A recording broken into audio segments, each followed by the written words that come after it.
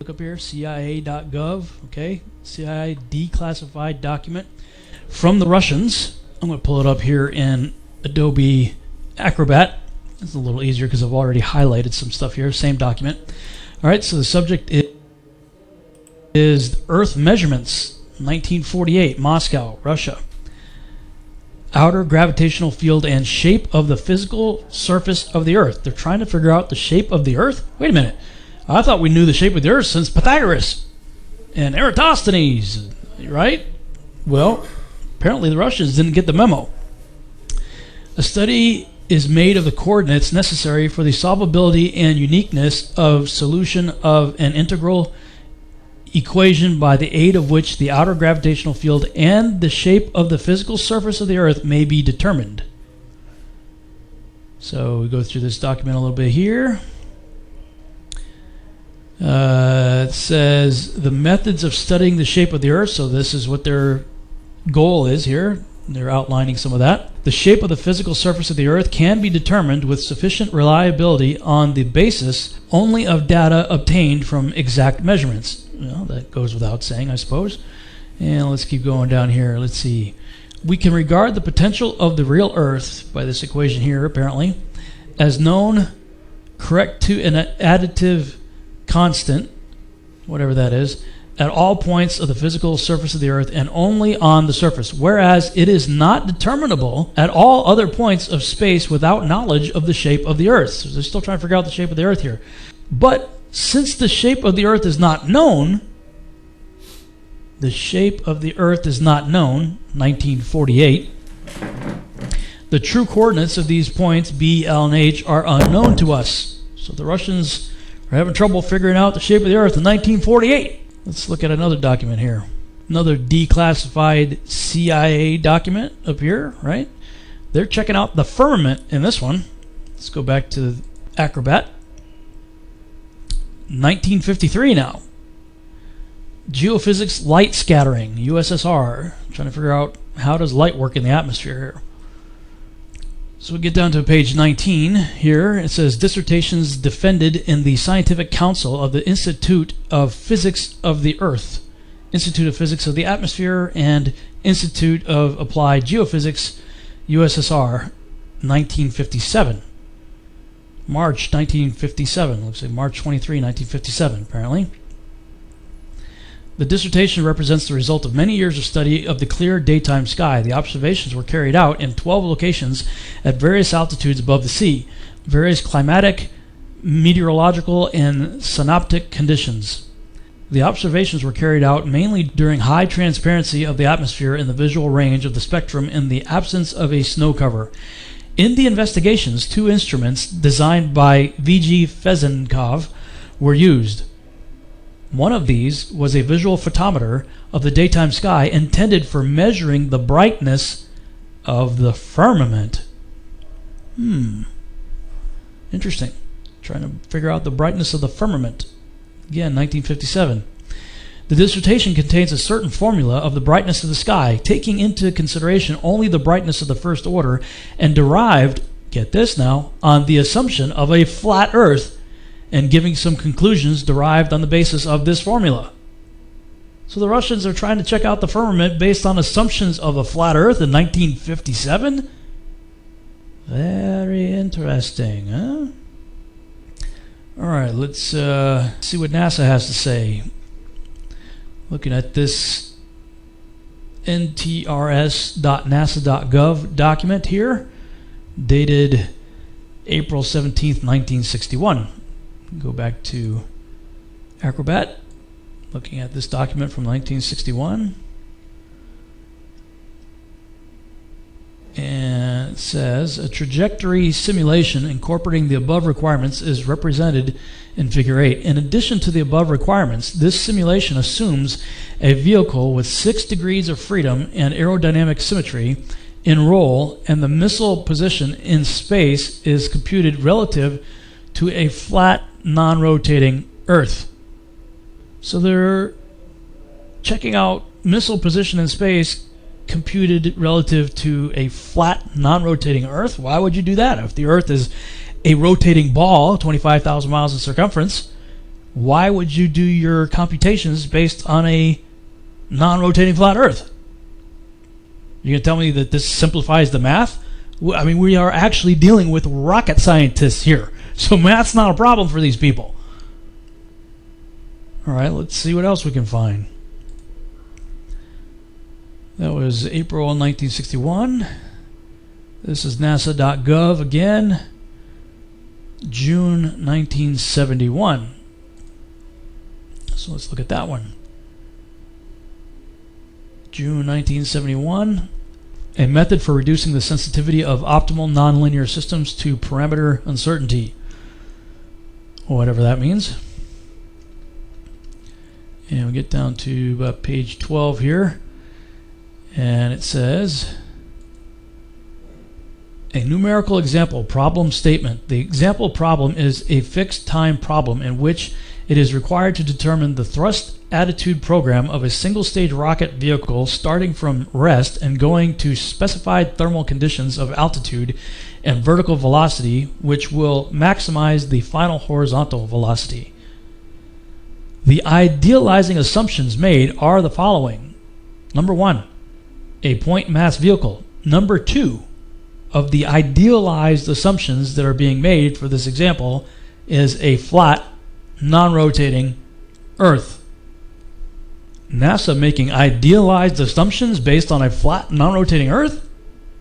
What's going on here? Let's continue.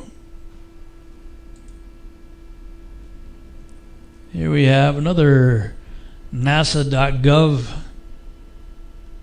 document dated March 1972. March 1972, NASA Technical Memorandum, determination of angles of attack and side slip from radar data and a roll stabilized platform. Gotta love the titles, huh? Okay, abstract. Equations for angles of attack and side slip relative to both a rolling and non-rolling body access system are derived for a flight vehicle for which radar and gyroscopic attitude data are available. The method is limited, however, to application where a flat, non-rotating Earth may be assumed. All right, let's continue. That was 1972, the end of the, or right around the end of the Apollo program. So we go to NASA again, nasa.gov, December 1978. Investigation of aircraft landing in variable wind fields. Equations of motion. This comes up a lot.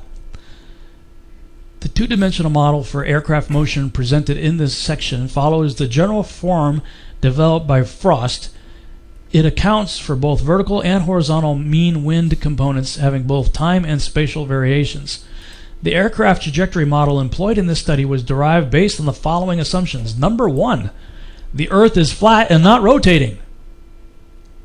That's the number 1 assumption? So we're going to see this over and over and over again regarding the equations of motion. They're always using it on a flat, non-rotating Earth model. Which doesn't make sense if you're developing aircraft and missiles and things like that to go over a rotating ball. Why would you start off with the assumption of a non-rotating flat Earth if the real-world application is over a spinning ball? 1987 NASA technical paper, 2768, User's Manual for Linear, a Fortran program to derive linear aircraft models. Get that in Acrobat here, same document. And we'll scroll down to, I believe it was page 12 again. Program overview. Within the program, the nonlinear equations of motion include 12 states representing a rigid aircraft flying in a stationary atmosphere over a flat, non-rotating Earth. More diagrams, more equations. The nonlinear equations of motion used in the linearization program are general 6 degree of freedom equations representing the flight dynamics of a rigid aircraft flying in a stationary atmosphere over a flat, non-rotating Earth. Let's continue. That was 1987. NASA.gov, May 1988. Flight testing.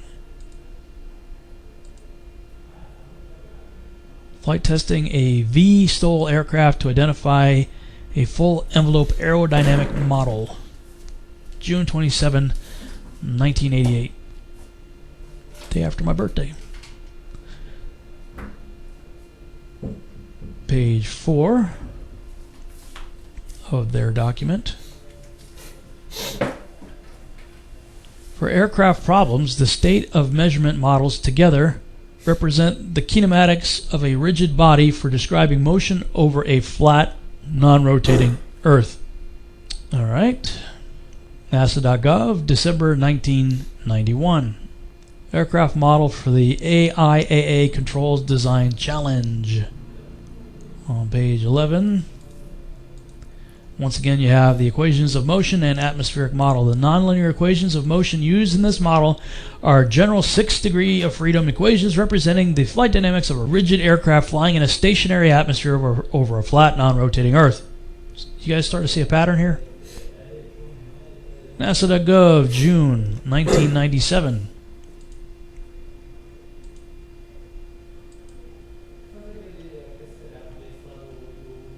Talking about the SR-71. Predicted performance of a thrust-enhanced SR-71 aircraft with an external payload. One of my favorite aircraft of all time. That's just a cool-looking airplane, huh? Let's see what they have to say about a back-mounted hypersonic research vehicle sitting on top of the SR-71. That's pretty crazy. Pretty cool interior shot right here.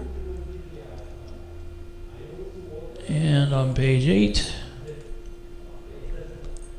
digital performance simulation description. The digital performance simulation equations of motion use 4 assumptions that simplify the program while maintaining its fidelity for most maneuvers and applications.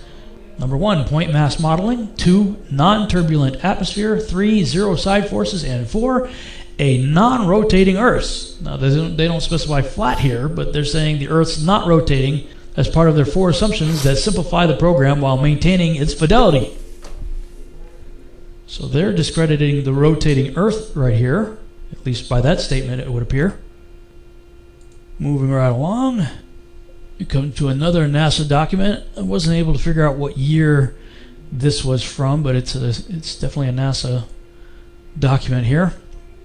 I'm guessing sometime around 1997, or sometime shortly thereafter, as the footnotes indicate anyway. There are footnotes that go to 1997. They don't go any later than that. Singular arc optimal control. Our minimum time to climb problem. In our minimum time to climb problem, the aircraft is modeled as a point mass and the flight trajectory is strictly confined in a vertical plane on a non-rotating flat Earth. And we'll just fast forward to the end here. See, that's the dates there. The latest one is 1997, so that's where I came to that conclusion. 2000, Army Research Laboratory. This is arl.army.mil document here. Path loss measurements in a forested environment at VHF. Let's check that one out.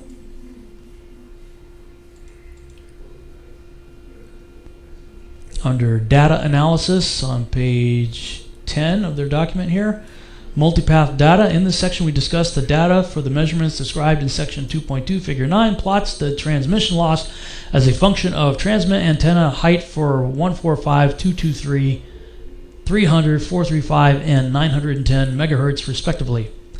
The receive antenna height was 2.7 meters and the range was 410 meters for all frequencies except 435 megahertz, where the receive height was 3.6 meters and the range was 200 meters. The expected transmission loss in decibels over a flat Earth is given by the following equation. We get down to page 14 here. HH propagation through the woods. In taking the HH polarization propagation data through woods both in winter and summer, we observed local fluctuations up to 20 decibels. We avoided these large dips in receive power by minor repositioning of the receive antenna. It is important to note, however, that the multipath from the local trees and brush can cause such variations. After the data were inspected, it became apparent that they tended to agree with the theory given by equation 2 plus some fixed attenuation, and therefore allowed us to develop an analytical expression based on flat earth theory. I'll read that again. Therefore allowed us to develop an analytical expression based on flat earth theory. So everybody who wants to label us flat earthers crazy must have to lump in the Army Research Laboratory as part of the Looney Tune bin. Let's see what else they have to say. Propagation of electromagnetic fields over the flat earth. What? Army Research Laboratory, arl.army.mil, by Joseph R. Melita, February 2001. Propagation of electromagnetic fields over flat earth. You guys seeing that? Check it out. There it is again. In the table of contents, figures 6 and 7, comparison of principal fields from an ideal dipole-oriented perpendicular and horizontal to a homogeneous flat earth. Figure 7, comparison of principal fields from an ideal dipole-oriented perpendicular and horizontal to a homogeneous flat earth. There are the two figures, figure 6, figure 7, over flat earth. Army Research Laboratory. Back to NASA, nasa.gov, June 2002. Stability and control estimation flight test results for the SR-71 aircraft with externally mounted experiments. So we're back to checking out some things on the SR-71. And we get to page 9, methods of analysis, parameter identification formula. Go through some formulas right here. And it says equations of motion. We come back to that. Once again, these equations assume a rigid vehicle and a flat, non-rotating Earth.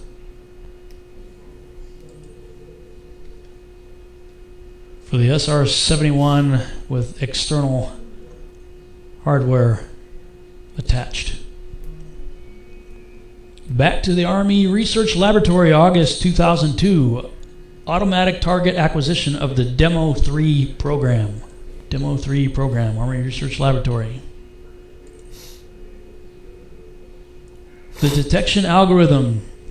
The algorithm described in this report was designed to address a need for a detection algorithm with wide applicability, which would serve as a pre-screener/detector for a number of applications.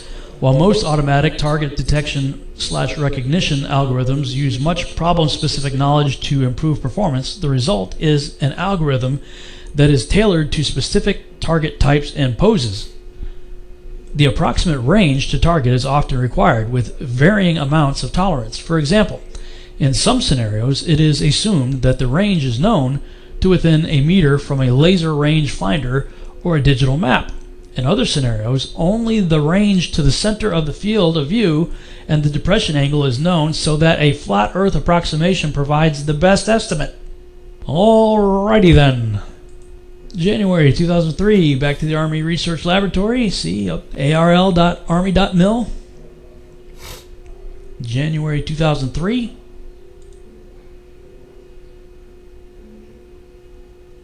Scrolling down to the report document page.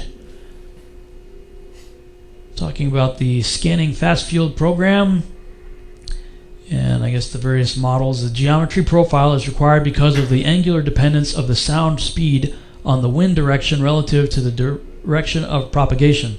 This model works over a flat Earth and non-turbulent atmosphere. Wonder how it works in a turbulent atmosphere over a spinning ball. Okay, September 2009, Army Research Laboratory. Computationally efficient algorithms for estimating the angle of arrival of helicopters using acoustic arrays.